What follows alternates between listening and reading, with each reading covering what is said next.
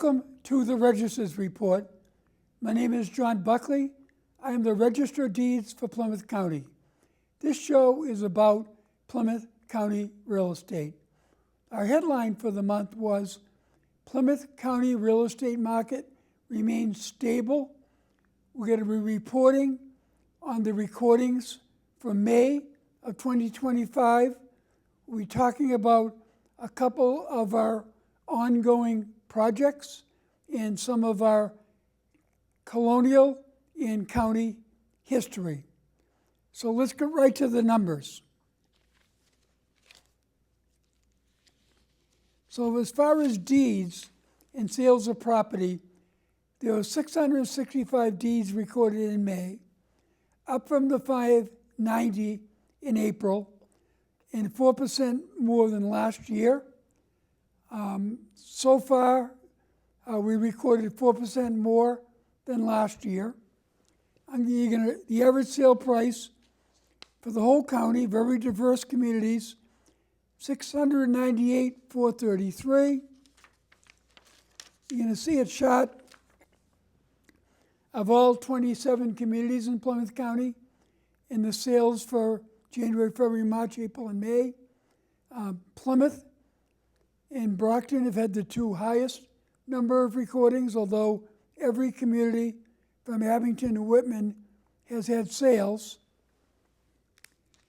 You can also see a bar chart for mortgages. There were 1,253 mortgages recorded in May 25, less than the 1,297 in April.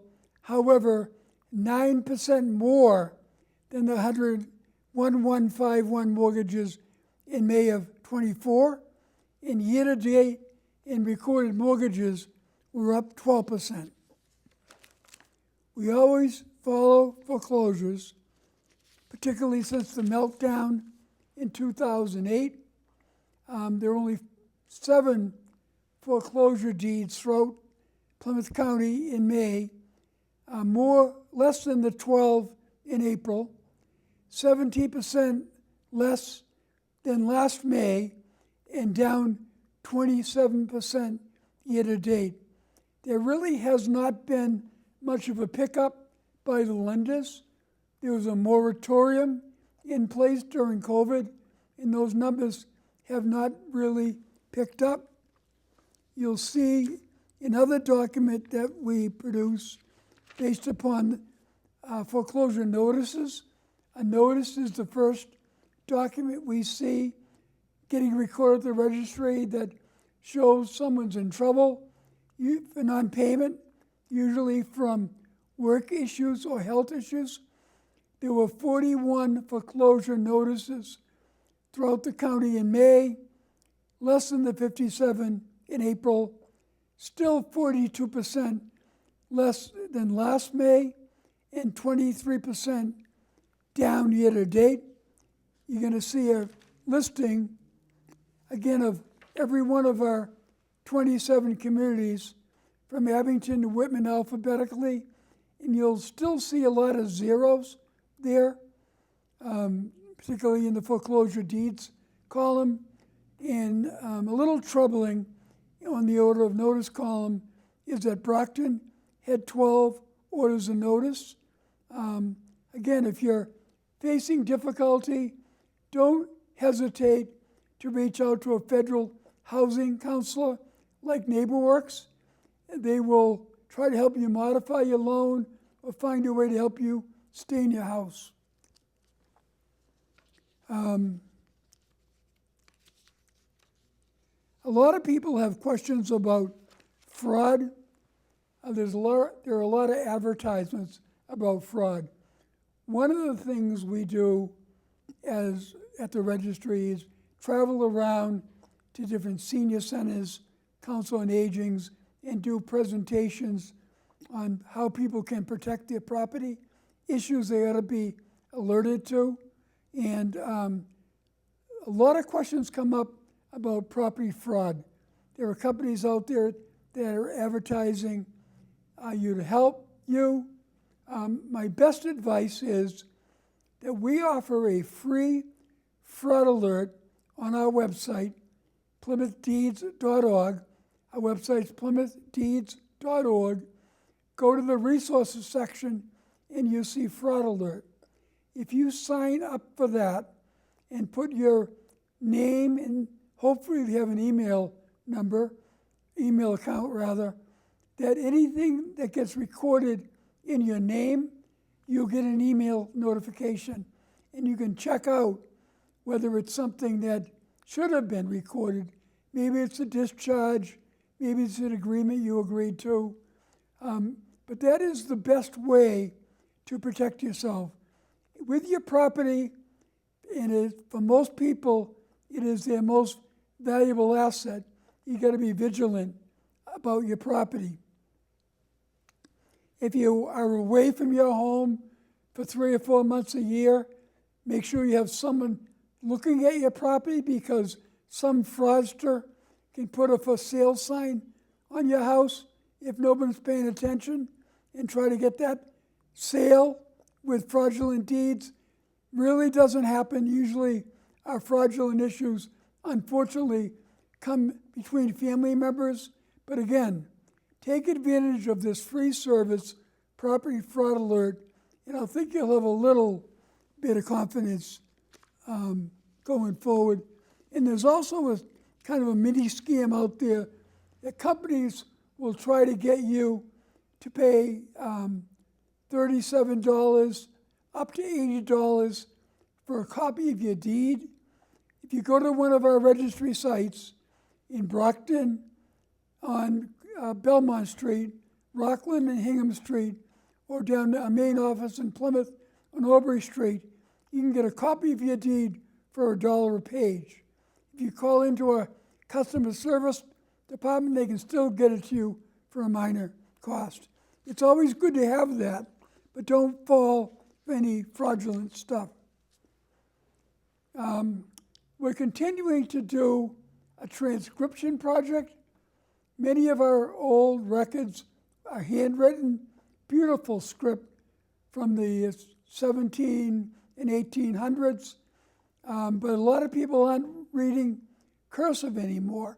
In most schools, it's not being taught. So we have this transcription project that we have a company that is taking our cursive handwritten documents and turning them into a printed form with a readable font. If you look at the record, handwritten record, at the top of that record, there'll be a button. You hit that button that says transcription, and the printed version will come up. It's a very good service. It's a work in progress. We're at about 1879 now, and once we get to printed forms, we don't have to do that anymore. They're much easier to read. And then, of course, the development of the typewriter and the development of the computer has made all those issues go away. In this segment of the show, we always talk about some of our great county history and some of our great colony history.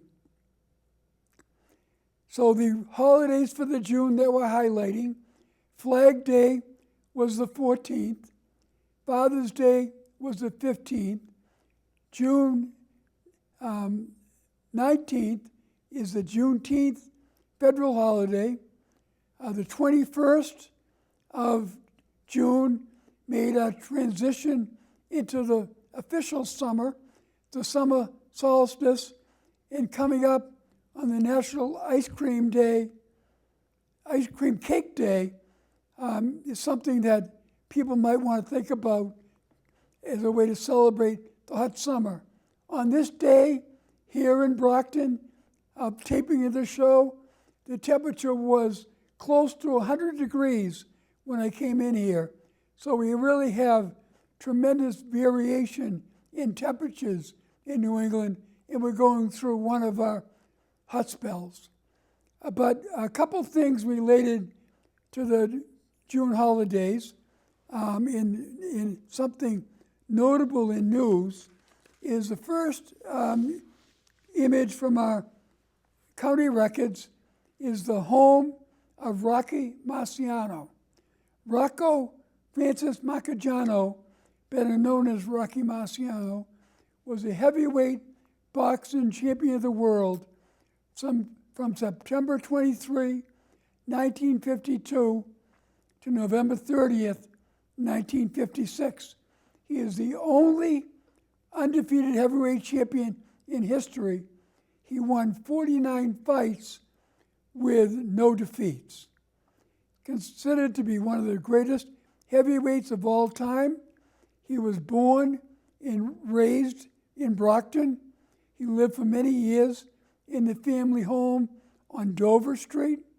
In 2005, the Brockton Historical Society designated the property as a historic landmark, and there will soon be a development that you should pay attention to, because I've been part of others that have done a lot of work to get that building on the National Register of Historic Places.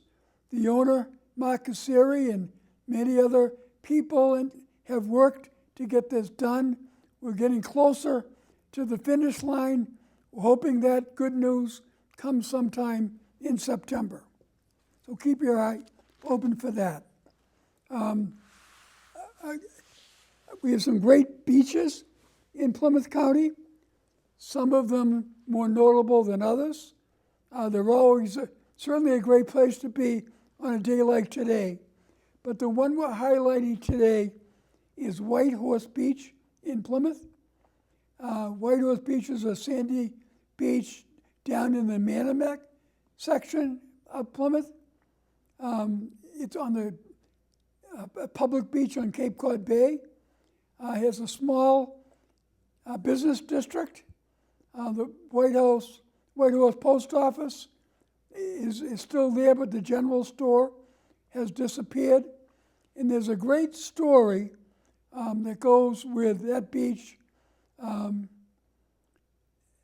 Local legend tells the story of a young woman named Helen who was prohibited by her father, a physician, from marrying a young sailor. She had fallen in love with him while nursing him back to health. He was shipwrecked off the Plymouth coast on the General Arnold. Helen was distraught over her lost romance, so she rode her white horse into the surf and never seen alive again.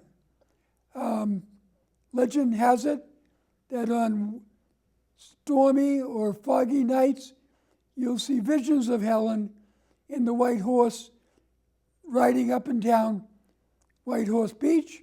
There was a replica White Horse on one of the homes near the beach.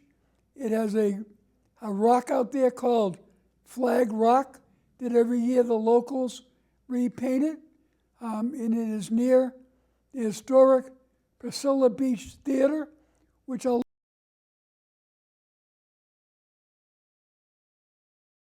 last but not least in our Plymouth County records is the Priscilla Beach Theater. As I said, it's down in the Manamet section of Plymouth. It was a school for performing arts. It still performs as a theater and has shows going on as we speak on these nights in the summer. It is the oldest summer barn stock theater in America. And it was a training facility for many famous Broadway and holiday stars. Since 1937, thousands of individuals trained at that location. People by the name of Paul Newman, who you might recognize, Rob Reiner, Dan Blocker, Al Brooks, Monty Hall, and Sandy Dennis, among other stars, received their early training there. Hands-on training also drew established stars like Gloria Swanson, Diana Barrymore, Charles Ruggles, Michael Todd, Katie Wynn, Estelle Parsons, many of the old-time performers. The list of performers continues to grow, and it's a great place to go watch one of their presentations this summer. We also try to highlight one of our Plymouth Colony records.